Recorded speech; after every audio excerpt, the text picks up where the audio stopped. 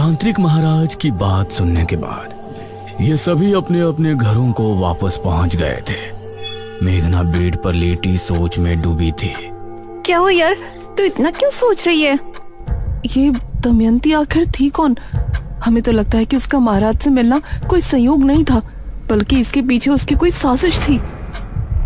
इस पर इशिता ने मेघना को हैरानी से देखा। अरे तेरी तबीयत तो ठीक है, ये किस टोन में बोल रही है तू? देख मेघना, मैं तो पहले ही यहाँ से जाना चाहती थी, तेरे कहने पे ही मैं रुकी हुई हूँ। मुझे इस गांव की कहानियों से कुछ लेना देना नहीं है। कल एकादशी है, हमें बस उस मृत्युंजय अमृत का सैंपल लेना है और परसों सुबह होने से पहले इस गांव को छोड़ देना है। That's it। ये कहकर इशिता ने चादर तानी और सो गई। इसे कैसे बताऊं कि मैंने खुद को सपने में राजकुमारी बने देखा है। मुझे अपने सपनों का पूरा रहस्य जानना है, मैं यहाँ से नहीं जा सकती।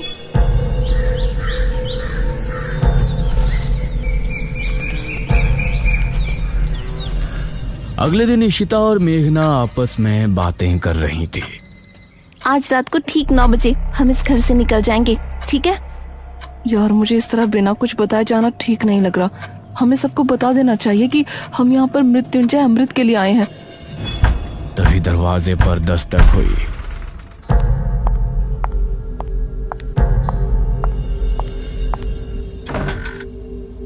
अरे अनुज, तुम?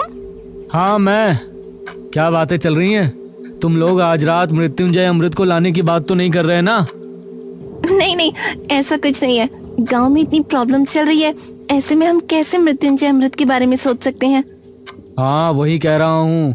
आज रात तांत्रिक महाराज अनुष्ठान शुरू करेंगे, सभी को घरों में ही रहना है। तुम बेफिक्र रहो, हम कहीं नहीं जाने वाले।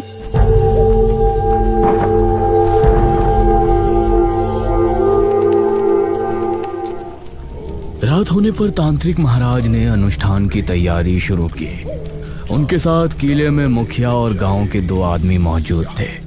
वहीं अनुज और उसकी माँ हवेली पर अपने कमरे में बैठे थे। माँ, मेघना और इशिता को भी यहाँ बुला लूं? कहीं उन दोनों को डर लग रहा हो। इस पर ठकुराइन ने अनुज को घूर कर देखा।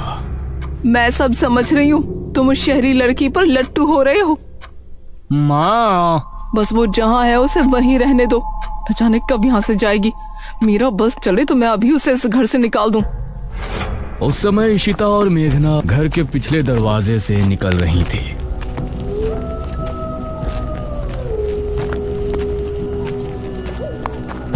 मुझे अब भी कुछ ठीक नहीं लग रहा। ये लोग क्या सोचेंगे? हम दोनों बस यहाँ मृत्युंजय अमृत चुराने के लिए आए थे। मेघना, क्या हो गया यार तुझे? हमारी जॉब, हमारा फ्यूचर खतरे में है।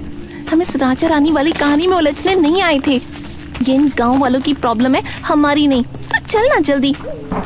ये दोनों घर से निकलकर गली की तरफ आ गई थी। गांव में सभी लोग अपने अपने घरों में बैठे थे। सभी तांत्रिक महाराज के अनुष्ठान के सफल होने की प्रार्थना कर रहे थे। पूरा सामने जंगल का रास्ता। उस समय गांव का एक आदमी राजू सिगरेट पीता हुआ जंगल की तरफ से आ रहा था। अरे यार, आज तो होश बहुत ही ज्यादा है, सिगरेट भी नहीं सुलग रही। कुछ ही दूरी पर उसको इशिता और मेघना सामने से आती नजर आ रही थी।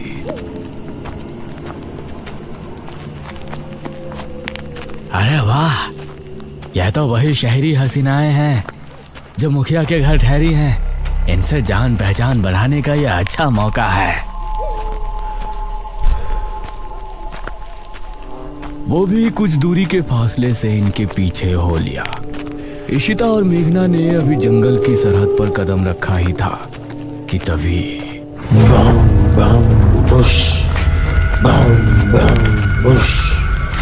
इसे सुनकर ये दोनों चौंक पड़ी। अरे ये तो वही आवाजें हैं, निशिर मोलो। और राजू भी इस आवाज को सुनकर डर गया। हे भगवान, निशिर मोलो।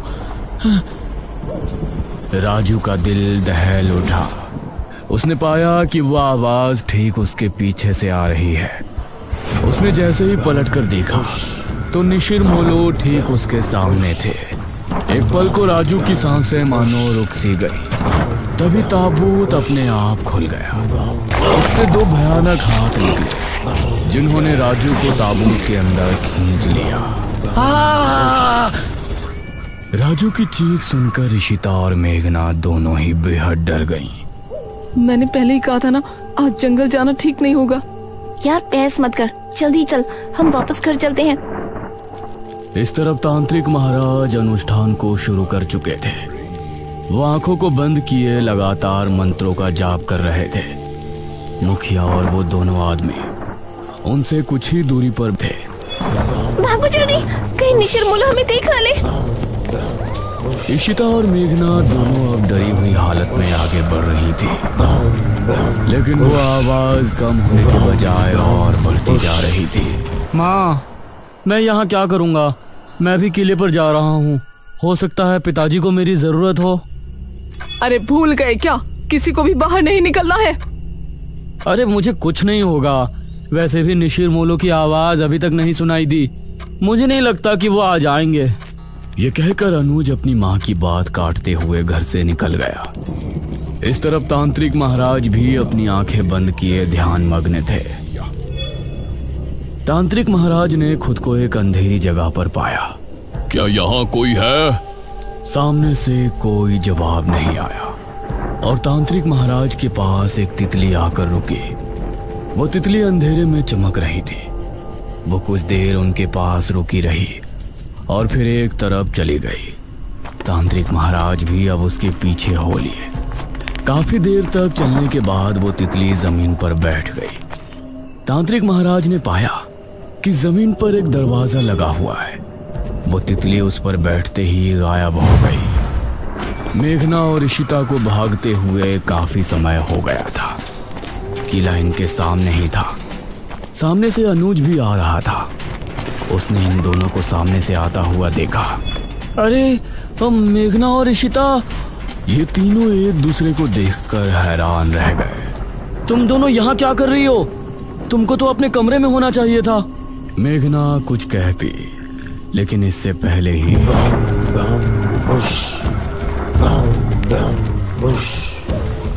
ये क्या, निशिर मोलो आ गए?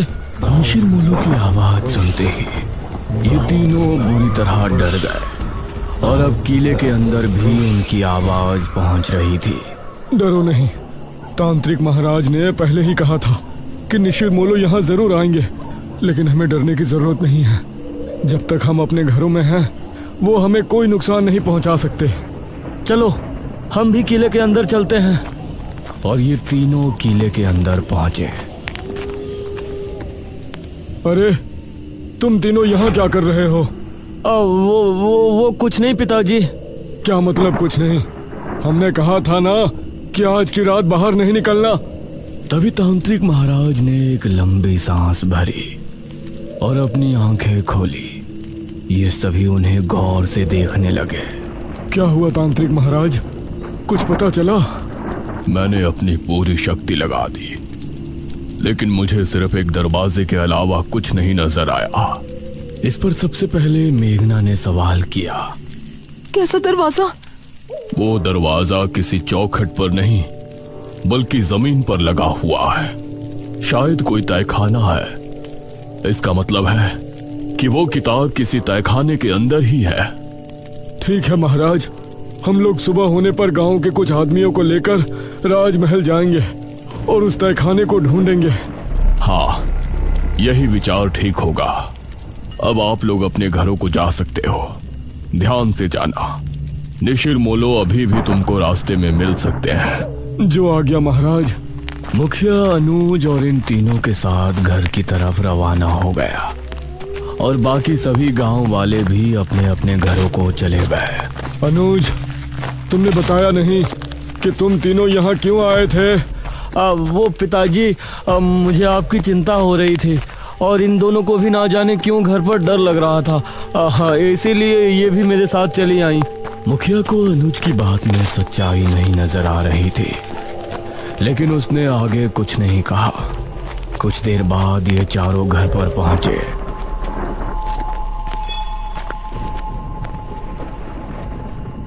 अब तुम लोग जाकर अपने अपने कमरों में चुपचाप सो जाओ।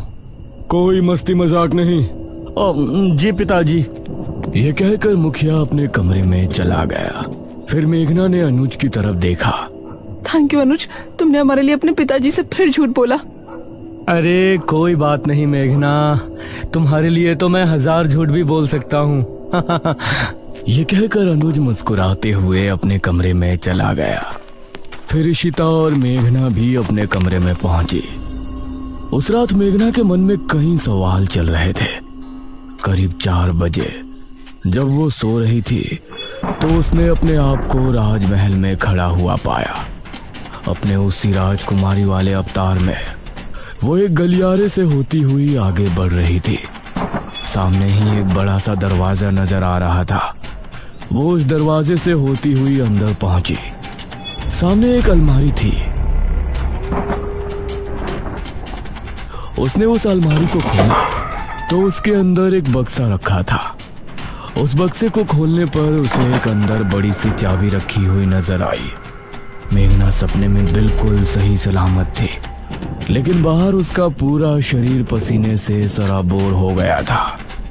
तभी इशिता ने करवट ली तो उसने एक पल को आंखें खोलकर मेघना को देखा। मेघना, क्या हुआ तुझे? उठ। उसने मेघना को झंझोड़ा तो मेघना की नींद टूटी। क्या हुआ तुझे मेघना? देख तुझे कितना पसीना आ रहा है। मेघना नींद से जागी और लंबी लंबी सांसें लेने लगी। अरे कुछ तो बोल, कोई बुरा सपना देखा क्या? मेघना ने इशिता के जवाब में हल्का सा हाँ में सर हिलाया।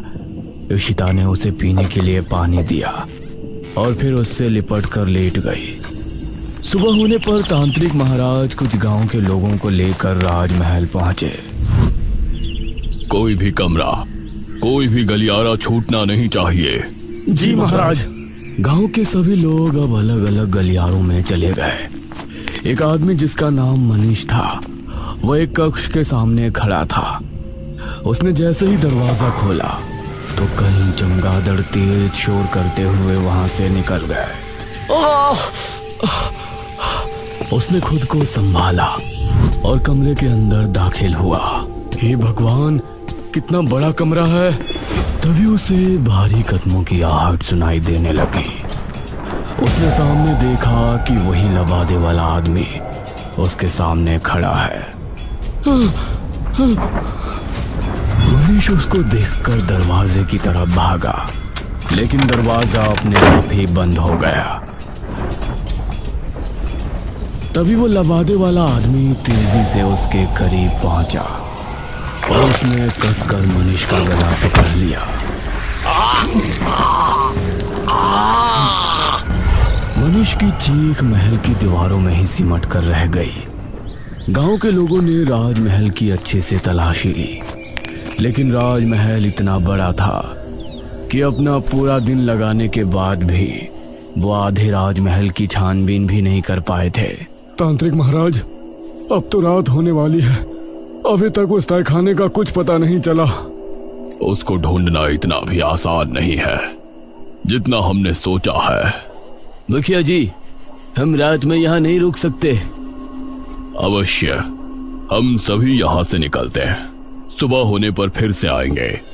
ये सभी राजमहल से निकल ही रहे थे, तभी सामने से इनको मेघना आती हुई नजर आई। अरे बेटी मेघना, तुम यहाँ? जी अंकल। तुम यहाँ क्यों आई हो पुत्री? मुझे लगता है कि मैं उस तहखाने तक आपको लेकर जा सकती हूँ। ये कैसे हो सकता है?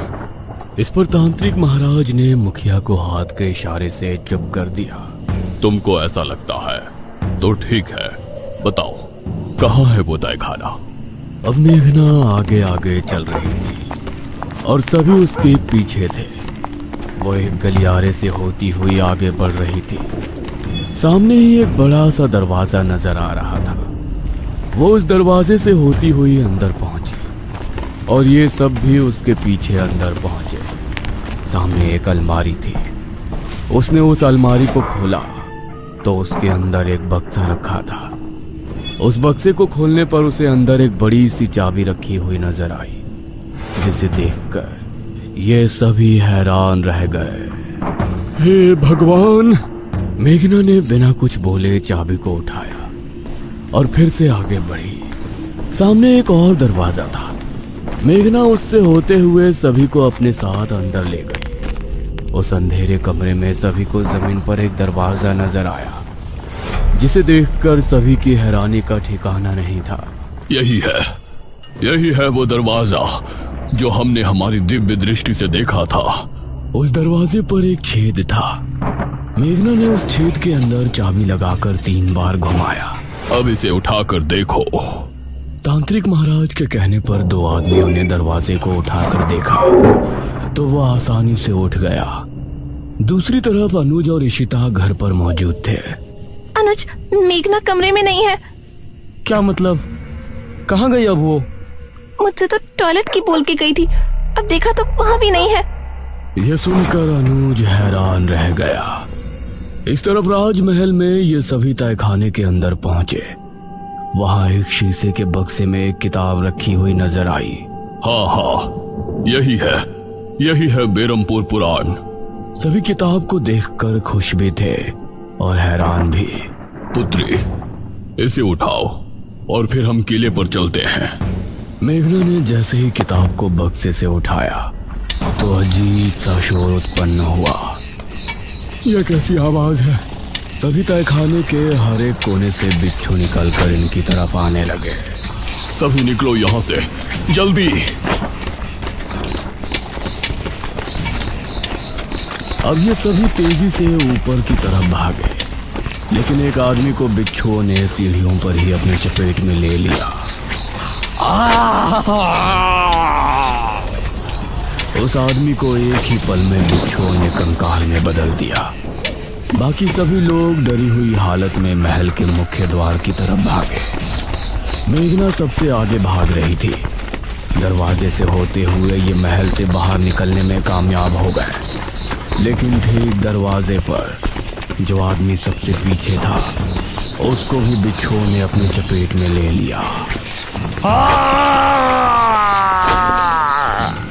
और उस आदमी की चीख पूरे राजमहल में गूंज गई। इन लोगों ने अब अपने कदमों को रोका नहीं और किले में पहुंचकर अपनी सांस तोड़ी। तांत्रिक महाराज ने मेघना को गौर से देखा।